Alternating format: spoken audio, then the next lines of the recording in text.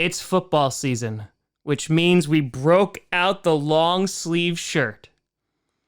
It's 80 degrees. I don't know why I've done this.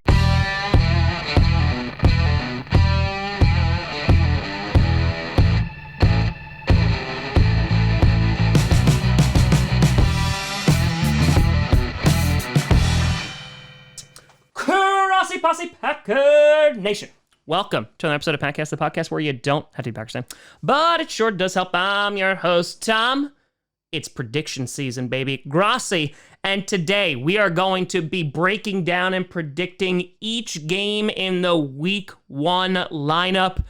And oh boy, ladies and gentlemen, tomorrow, real NFL football will grace our screens once again, and it will be glorious. Before we get to that, I want to do a quick reminder that the Pick'em League through ESPN is going to be available once again this season. It's completely and totally free. The link is in the description down below. Last year, we had the biggest public league on ESPN, so let's continue to do that. That was a lot of fun. So if you're thinking, hey, this guy stinks, you suck, Tom. Move this man. Two things. One, you could prove it in the Pick'em League. And two, my dad could beat up your dad. So. So starting off with the kickoff game, the first game of the new season, you got a potential Super Bowl preview, except it's missing the Packers because that's actually going to be the real Super Bowl. You got the Buffalo Bills taking on the LA Rams. The Bills, Super Bowl favorites by far. The Rams just won the Super Bowl. Also, side note, how many fans do you think of the Rams are going to actually be at this game? Is it just going to be all Buffalo? Maybe it's just like Matthew Stafford's wife there, and she's like, come on, Matthew, you can do it. I think it might be. They're going to have a table shortage in LA. I don't want any questions about the tables. But the Bills, very few weaknesses on their team. As I said before, they are the Super Bowl favorites right now, definitely coming out of the AFC. And I think that this is a great first matchup for them because they're going up against a high-flying offense. And on top of that, a really good defensive line, mostly just because of Aaron Donald. And listen, not only is his sack ability amazing, but also watch out because he'll choke you and also hit you in the head with a helmet. So, whoa, just take it easy, man. Meanwhile, the Rams, they did lose Robert Woods, but gained Allen Robinson, which I think is a great pickup. OBJ, obviously not on the team. He's still a free agent. That defense should still be good. Jalen Ramsey did have a nice season last year, and they are a complete team as well. They didn't really lose too many pieces. So this, I think, will be a great test for both teams, and will kind of give an idea of like, all right, where are we right now? Because, of course, Week 1, there's going to be bumps in the road. You don't really get a true identity of a team until like October, November football, but this will be a great way for both teams to kick off the season.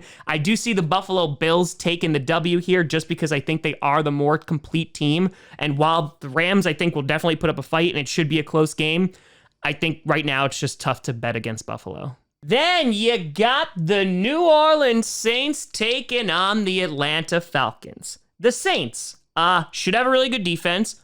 Offense, there's some question marks there, but still have some great pieces. However, some new pieces. And QB, we're going to see what happens with the QB. One thing my trainer, he told me, he said, what did he say? He just told us to be prepared. Condoms. But the Falcons are in tank mode. They're not going to be a good football team. The Falcons are going to be in contention for the number 1 overall pick this year, and I think that campaign begins on Sunday. So yeah, it doesn't really matter who's playing the Falcons because there's very few teams that I think are going to lose to them. So I'm going to just say the New Orleans Saints are going to win this one. Then you got the San Francisco 49ers heading to Soldier Field to take on the Chicago Bears. 49ers going to be rocking with Trey Lance, so again, some question marks there. We're going to see how the young QB can handle it. However, going up against the Chicago Bears, who I don't think are going to be great. While, listen, the 49ers didn't lose a whole lot of people, have a great run game, have a solid defense. The Bears, they did lose Khalil Mack. On top of that, it looks like their defense took a little bit of a step back. Their offense, offensive line, there is some question marks there. Darnell Mooney, great wide receiver. He won't be a problem. David Montgomery, great running back. Justin Fields, we don't know. Is he going to be able to just survive this game? And as I have said about the Bears heading into this season, it's not even about wins or losses because their salary cap situation gets much better next year and they could be a lot more competitive. This year should be, hey, we're going to analyze Justin Fields and try to figure out, is he our franchise guy? And if not, oops, because this is a really intriguing matchup because the 49ers and Bears kind of have the same issue. They gave up a lot to get Trey Lance. The Bears gave up a decent amount to go get Justin Fields. Let's see which one comes out on top. For this game, I do think it's going to be the 49ers, though. Then you got an AFC North matchup between the Pittsburgh Steelers and the kitty goes meow Cincinnati Bengals. The Steelers.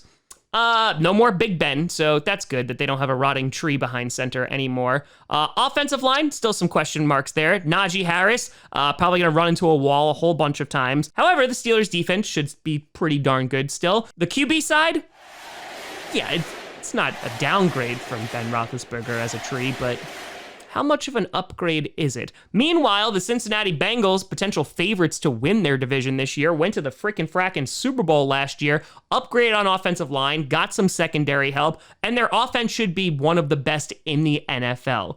The Bengals, I think, should be able to take this game. Maybe the Steelers are able to hold Joe Burrow back a little bit, but right now I just can't bet against the Bengals, especially against the Steelers. Then you got the Philadelphia Eagles taking on the Detroit Lions. Eagles, they had a real good free agency and really good draft. Oh, and also, I don't know, a good August as well. Getting some key pieces, Chauncey Gardner-Johnson, big trade there, A.J. Brown during the drafts. I love what the Eagles are doing. Their run game should be top 3, if not top 1 this season. On top of that, they have some great wide receivers like A.J. Brown and Devontae Smith. It's all going to come down to Jalen Hurts. Meanwhile, the Lions are a team that is on the rise. I think their defensive line is going to give people a lot of problems this year, and I think that offense should be a bit improved. They do still have Jared Goff behind center, but I think he's at least serviceable. I think this might be a little bit of a closer game than some people anticipate, but I am still going to give it to the Eagles, though I will say, do Eagles have kneecaps? Because if they do need to watch out for them. That's all I think about, man. Then, an intriguing AFC East matchup between the New England Patriots and the Miami Dolphins. The Patriots had a disappointing year last year. Mac Jones definitely showed some flashes, and then they got the absolute crap beaten out of them in the wild card round. Bill Belichick was not happy. He was an angry Sith Lord. Oh, no, you guy. However, I think the Patriots will be a bit better this year. They're getting some pieces back. Also, their draft was strange. You see what I did there? Oh, brother, this guy stinks! But I think the offense will be a little bit more functional this season. Meanwhile, the Dolphins, all the pressure lies on Tua Tagovailoa right now. They added so much speed to this team. Raheem Mostert, Chase Edmonds, Tyreek Hill, and then you already had Jalen Waddle. There really shouldn't be too many excuses here. Oh, and they fixed one of the worst offensive lines in football by going out and getting the best offensive line in free agency with Armstead. Their defense should still be good. Special teams should still be good. So it's really up to you, Tua. Are you going to be good? It's being played in Miami. The Dolphins usually have the Patriots number here, and I think the Dolphins are going to be a good football team this year. So I am going to pick the Dolphins to knock off the Patriots. However, if the Patriots blow out the Dolphins, yeah, maybe the Empire will reign once again. Following that, you got the Baltimore Ravens taking on the New Jersey Jets. The Ravens, healthy. That's the biggest thing coming out of this offseason. You lost Hollywood Brown because you traded him away, but I mean, honestly, who cares? Because your run game is going to be the bread and butter of that team anyway, having a good defense. Taking on the Jets, which unfortunately Zach Wilson is not going to be able to participate in this game, whether it's because of an injury or because he's over at your mom's house. But the Jets' defensive line could be good, could be problematic for the Ravens, maybe stifle them a little bit, maybe take away that run game. However, I think that the Ravens still, just with Mark Andrews alone, is going to be able to put up points, and Lamar Jackson, fully healthy, I think is a game changer. So I don't think the Jets are going to be able to do just enough. Plus, I mean, Joe Flacco is Joe Flacco. Then you got an amazing game that I know the eyes of the nation will be on. You got the Jacksonville Jaguars taking on the Washington Commanders. Man, what a week 1 matchup that everyone really wants to see. The Jaguars, can they do worse than last year? Probably not. Pass on Aiden Hutchinson in the draft, which definitely scratched some heads. However, I think that they'll be better this year because, again, I don't see how they could be worse. They spent a crap ton of money in free agency, so they at least should get some return out of that. Trevor Lawrence coming into his second year. You have a normal head coach now that's not going to kick and grind on people. And so right off the bat, at worst case, you get some ice cream. So that's nice. I've always just been a go-to vanilla guy. Oh, and I think their run game actually would be pretty good. Meanwhile, the Commanders, I'm not going to say they upgraded a QB because I don't want to lie, but they got Carson Wentz in a trade that did occur. You're dressed like a hot dog. So is that guy. You got Scary Terry on the extension, which is going to be good. Antonio Gibson has been getting a lot of hate, not really looking so good this offseason, but I think he's one of the underrated guys in the NFL. We'll see if he's going to be able to prove it when he gets on the field in week 1. A lot of people are picking the Commanders to win this game. And that kind of makes sense considering their defense. If it's back up to what it was a couple of seasons ago, that makes a lot of sense. But I'm actually going to pick the Jacksonville Jaguars here. I think they're going to be a little bit of a better team this year. On top of that, I think their defensive line is definitely underrated. So because of that, I'm actually going to pick the Jaguars to win. And I'm probably going to be wrong. Following that, you got the Cleveland Browns taking on the Carolina Panthers. Jacoby Brissett, with all the other Browns players that are actually going to be pretty darn good. Yeah, the Browns, surrounded by controversy, 100%. However, should still have a good team even without Deshaun Watson. Jacoby Brissett is definitely serviceable. Their run game should be really, really good. Their defense with Myles Garrett and guys like Denzel Ward should be really good. Taking on the Panthers and Baker Mayfield. You know that Baker Mayfield definitely wants to win this game. The Panthers, they did the right thing in the draft. They drafted offensive line. They didn't go after a QB. And they're going to kind of just play it by ear this season. Matt Rule is already on the hot seat and the season hasn't even started yet.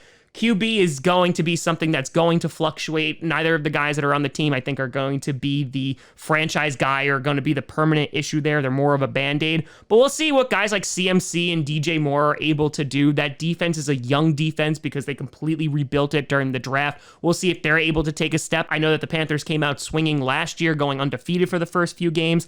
But I'm actually going to pick the Browns to win this one. I know a lot of people are picking the Panthers, and it's going to be the Baker Mayfield revenge game, and I kind of agree with that, and I want them to win. But I think the Browns, people are going to be surprised of how good of a team they still are, even without Deshaun Watson.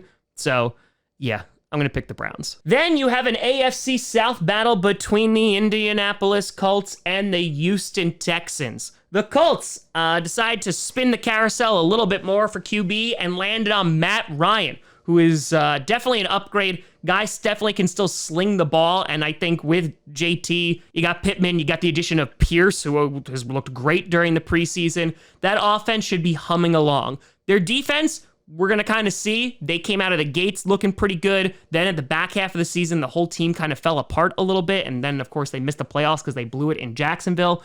Meanwhile, the Texans, they got Davis Mills, who looked pretty good for a rookie last year. Probably the best out of the rookie class from last season. But they don't really have a ton of weapons. You have Brandon Cooks, who's doing well on the team. But other than that, yeah, the Texans are probably not going to be good this year. They're definitely a team that is going to be rebuilding. They finally got rid of Deshaun Watson to the relief of many. And I don't really have high hopes for the Texans this year. They're just going to hope it's competitive. And so because of that, I'm going to go with the Colts here. Following that, you got the New Jersey Giants taking on the Tennessee Titans. The Giants got Brian Dable, still have Daniel Jones. Get Saquon Barkley back. Is he going to be healthy for a hot second? Kenny Golladay coming back from injury. Is he going to be able to catch a touchdown? You could ask the same exact thing about their other wide receivers as well. Andrew Thomas, wide receiver 1. That defense, that's going to be a wait and see. But the Giants, I would call them a sleeper, but it's more of like a comatose team right now. They could be good. They're in a weaker division, but I'm not going to say anything positive about the Giants just yet. I actually want to see them play football first. Meanwhile, the Titans, of course, losing A.J. Brown, which is the big loss there. Ryan Tannehill, maybe his days are numbered because Malik Willis did look good in the preseason. They might wind up starting him sooner rather than later as kind of the I don't even say it's controversy, just people were kind of tired of Ryan Tannehill after that divisional round performance that, yeah, Tannehill's good, but can he get them over the hump? That defensive line, scary good, can definitely be good this season. So because of that, I am going to go with the Tennessee Titans. I just think they are the more talented team. Derrick Henry being back from injury, probably going to put the entire team on his back and might have 200 yards in this first week. And then you got the Green Bay mother-loving Packers taking on the purple incarnation of Satan, the Minnesota Vikings. The Packers lost Davante Adams. However, added some youth there at wide receiver. Running game should still be really good. Defense, I'm thinking it's going to be a top 5 defense this year. I got high hopes. I really, really do.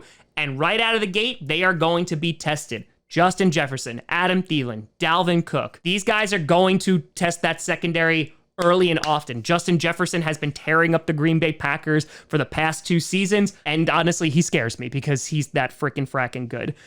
Vikings getting a new coach. That defense should be a bit better, getting Zadarius Smith. Traitor. You are a traitor. You know, Zadarius Smith is definitely going to be amped up for this game. There's going to be no lack of motivation there. I actually wouldn't be surprised if the Vikings are able to steal one away from the Packers. It's week 1. It's in Minnesota. But you never know. We do wind up splitting with the Vikings. The only thing I can say is that I do have an ace up my sleeve. And that is now I have a voodoo doll of the Minnesota Vikings. There is already one needle in the head. But I think now we drive it through the heart like a stake through a vampire. And just like all those birds at their stadium, hopefully they can't get off the ground. Then you got the Kansas City Chiefs taking on the Arizona Cardinals. An intriguing game here. Would be more intriguing if DeAndre Hopkins was not suspended for the first 6 games. But the Chiefs lost Tyreek Hill, however, improved through the draft. I still think are going to be contenders to win their very difficult division. But the Chiefs did stumble out of the gate last season. We'll see if they're doing that here. The Cardinals had a good season, but then, of course, had their Cliff Kingsbury midseason collapse, went into the playoffs, didn't look really good heading into the playoffs, and then got annihilated the first round of the playoffs. I don't have a lot of confidence in the Arizona Cardinals right now. Yes, they got Hollywood Brown, which will be a nice target for the recently extended Kyler Murray, but I just think there's a lot of question marks there. So I'm going to pick the Chiefs because I think they have the better team. I think they're the better coach team, and I think they have more weapons. As for the Cardinals, yeah, let's see how they do without DeAndre Hopkins for the first 6 games. Then you have a rematch of the last week of the regular season last year, and that is the Vegas Raiders taking on the LA Chargers. This should be a really fun game.